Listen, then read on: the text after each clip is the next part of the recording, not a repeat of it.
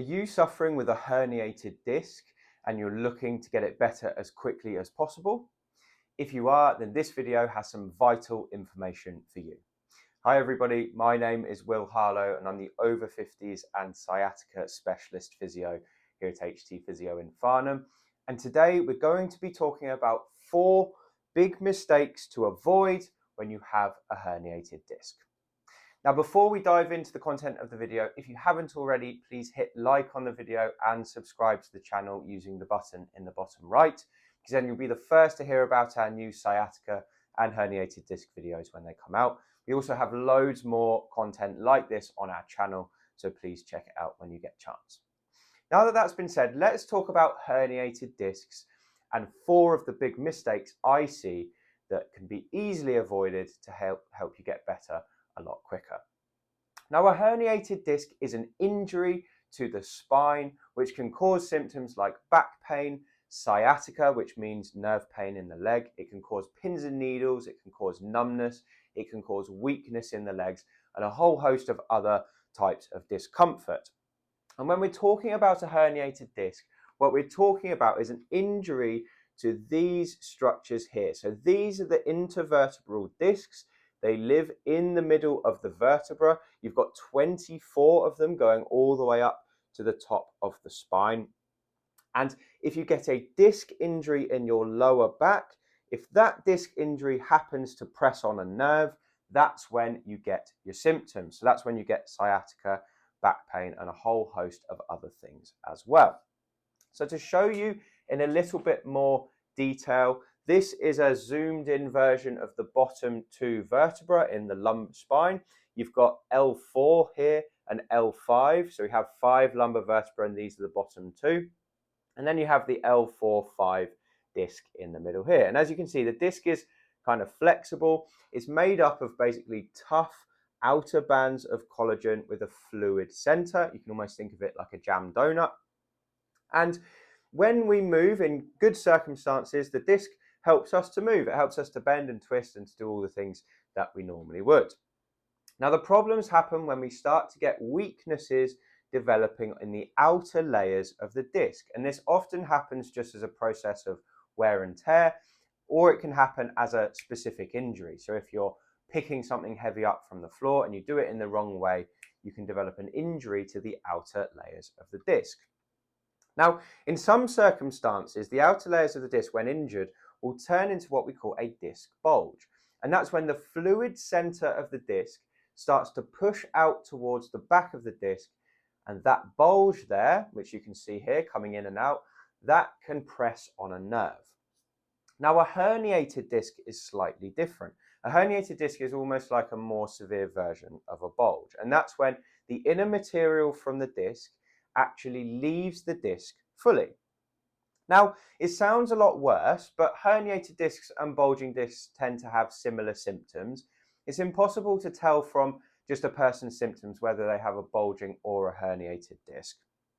And to be honest with you, both of those issues can usually be treated well with physiotherapy. But we're going to be talking about herniated discs today specifically and what things should be avoided to help it get better as quickly as possible. Now, this advice also applies for bulging discs too, so the advice is the same. But for herniated discs, I've found that these 4 things tend to be some of the ones that aggravate it the most. So if we're not satisfying these 4 criteria, we're not getting better as quickly as possible. So let's talk about the 4 things to avoid. They're 4 very simple, easy tweaks you can make to your rehab program to help you get better as quickly as possible.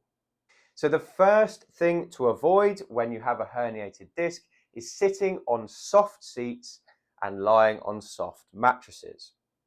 Now, with a herniated disc, as I showed you in this with this diagram here, in some positions like this, so when we put pressure on the front of the vertebra, the back of the disc gets more pressure. So if there's a bulge or an existing herniation, that's getting worse. And the position of our bodies that puts pressure on the front of the vertebra is basically what we call flexion. So sitting with a rounded spine or bending forward. And this is one of the reasons why people with herniated discs don't like sitting very much, and people with herniated discs tend to not like bending to pick things up from the floor. Now, obviously, throughout the course of your life, you're going to have to sit at certain points, and that doesn't change when you get your herniated disc. But choosing the right seats to sit on is very, very important if you want to get better as quickly as possible. When you sit on a soft seat, what happens is, if this is your pelvis here, your sitting bones are here, and the soft seat tends to put you more into this position here. So you kind of sink into it. Think like a sofa. So you sink into a sofa, and that puts you more into a rounded spine position, which is what we call flexion. And that puts pressure on the front of the vertebra, which makes the herniation worse. So you might have found that you have more pain when you're sitting in so-called comfy seats like sofas, and less pain when you're sitting in dining room chairs, which tend to be firm with an upright back. So that's actually key, all right? We're going to try and avoid sitting on sofas, try and avoid sitting on soft seats, and that should help you with your pain. And the same thing goes with soft mattresses. So again, when we're lying on a mattress, we're like this, okay? If we're lying on a hard, firm mattress, our spine tends to sit like this. But if we're lying on a soft mattress, we sink into it like this, which pushes us more into what we call a flexed position, and again makes that disc bulge or disc herniation feel worse. So avoid soft seats and soft mattresses if you can. If you can't avoid the seat itself, what you can do is get yourself a nice firm pillow or a cushion or a rolled up towel, put it at the small of your back just to support your lower back. It will put you back into what we call a lordosis curve, so it takes you away from flexion and helps you sit more comfortably. So that's the first thing to avoid when you have a herniated disc. Now, the second thing to avoid when you have a herniated disc is walking uphill.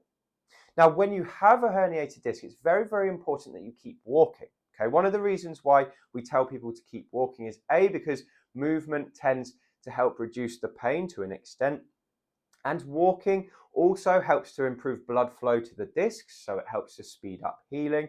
It also prevents stiffness and helps to maintain your strength and your fitness. So walking is a really good thing to do. However, when you choose walking routes that have lots of hills, every time you start to climb a hill, you end up having to lean forward so that you can maintain your momentum. Okay? And as we discussed before, when you lean forward, it makes bulges and herniated discs temporarily worse. So every time you're leaning forward to keep your balance forward to walk up the hill, you're going to be aggravating the disc. So when you're walking, choose flat routes.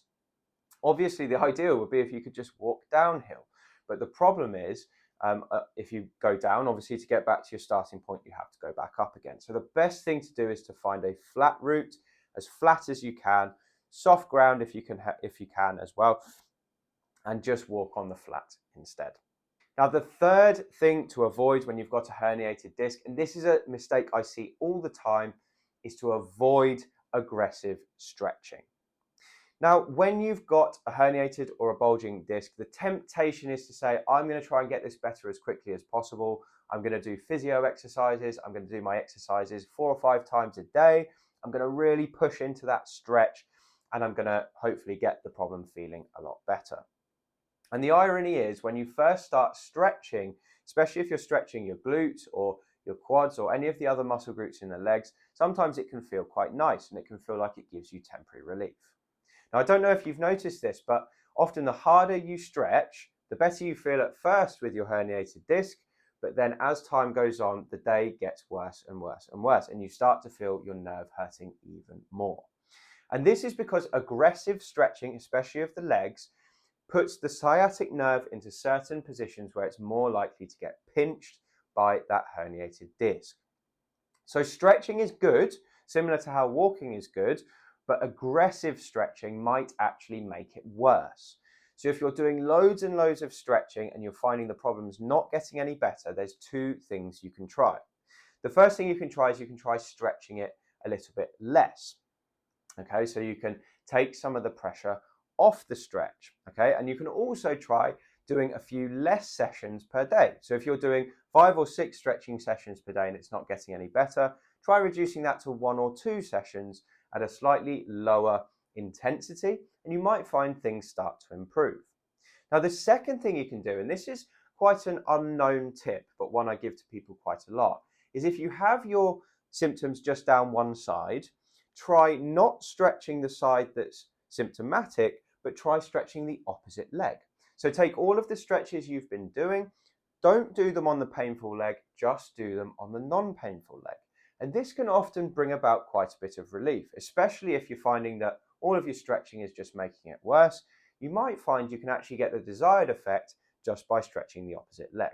The reason this tends to work sometimes is because it helps to rebalance the forces across the pelvis, and it can take some of the stress off the sciatic nerve. So that's a very important little tip for you. Obviously, it won't work for everyone. Make sure you get checked out by your healthcare professional before you start stretching the opposite side. But generally, for many people, that can be helpful. Now, the fourth and final thing I have for you today to avoid when you've got herniated discs is any exercise that makes the problem worse. Now, when you have a herniated disc, it's easy to go online and you can find a list of 10, 20 different exercises that all promise to make herniated disc symptoms better, to reduce sciatica, and to get back pain better as well. And you might think, oh, I'll just do all of them. And you might have read somewhere that it's no pain, no gain. So if you start stretching or start moving your spine and it doesn't feel great, just push through it and it'll get better. That's actually a myth, okay, especially for herniated discs. If you're doing exercises and it feels like it's making it worse, I can tell you now those are the wrong exercises for you. Yes, you might have a little bit of discomfort and that could be normal, but if the exercises are making it feel worse and you finish off worse than when you started, I can almost guarantee those are the wrong ones and you should change them. With herniated discs, one of the big problems we have is inflammation that's going on around the nerve root in the spine. So when we have the herniated disc and it's pushing out, what we've got is a cloud of inflammation around this nerve root. And even when the disc is not directly contacting the nerve root, the irritation and the inflammation is still there, tickling away at that nerve root and giving you symptoms. Now, every time you do an exercise that makes it hurt more, that cloud of inflammation gets worse, and it takes a few hours to settle that back down again. So every time you do an exercise and it feels worse afterwards, you are technically making your symptoms worse and delaying your recovery.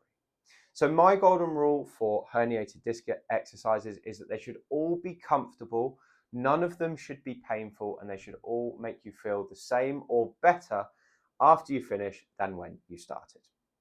So I hope that's made sense and that's been a useful video for you. So the 4 mistakes I had for you to avoid if you've got a herniated disc. Number 1 is sitting on a soft seat or a soft mattress.